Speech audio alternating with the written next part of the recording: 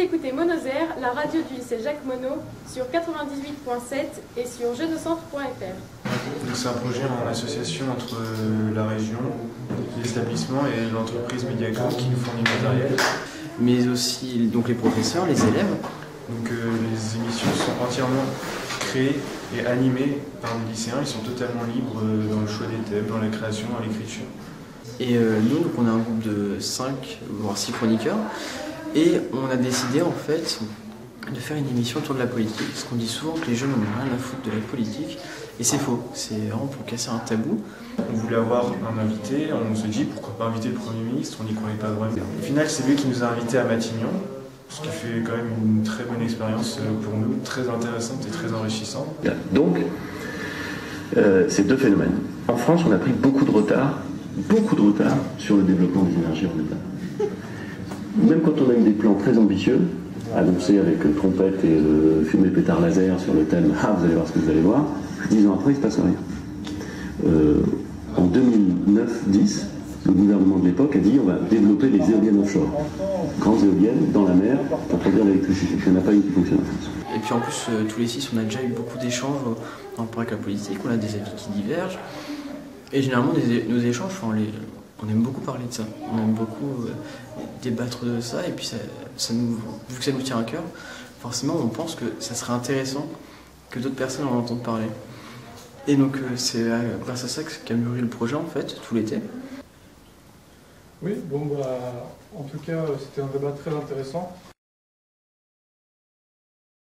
J'ai été invitée par mon ancienne prof de section européenne, Madame Banlard, à participer à cette petite émission organisée par le lycée avec la semaine où ils ont une radio, visiblement, c'est très sympa. Et ils m'ont demandé de revenir sur mes années de section européenne et de répondre à quelques questions sur comment est-ce que ça se passe, est-ce que ça peut apporter dans le futur. Et j'ai été très contente de répondre. Nos invités sont déjà installés dans le studio. Bonsoir Julie, Alice et Candice. Merci d'avoir accepté de revenir au lycée pour témoigner. Ça m'a beaucoup plu. J'ai eu peur de pas trouver mes mots. Ça m'est arrivé un petit peu.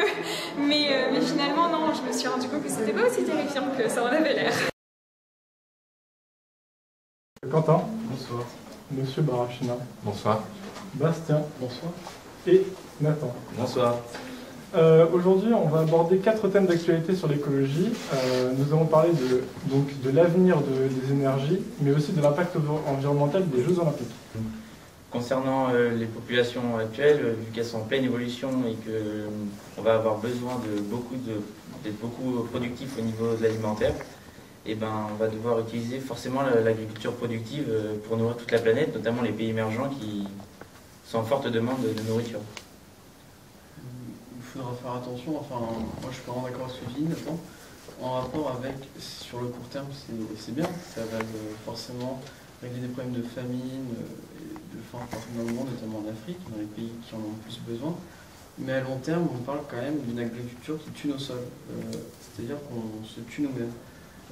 Plus tard, dans 30, 40, 50 ans, tu ne pourras plus utiliser ces mêmes sols que tu as pollués précédemment avec tes produits. Qu'est-ce que ça peut t'apporter, ça? Du stress un petit peu quand même. D'accord. Et puis, mais sinon je pense que c'est une très bonne expérience, ne serait-ce que personnellement. Ouais. Je pense qu'il n'y a pas tout le monde qui peut dire qu'il a eu la chance d'animer une émission de radio.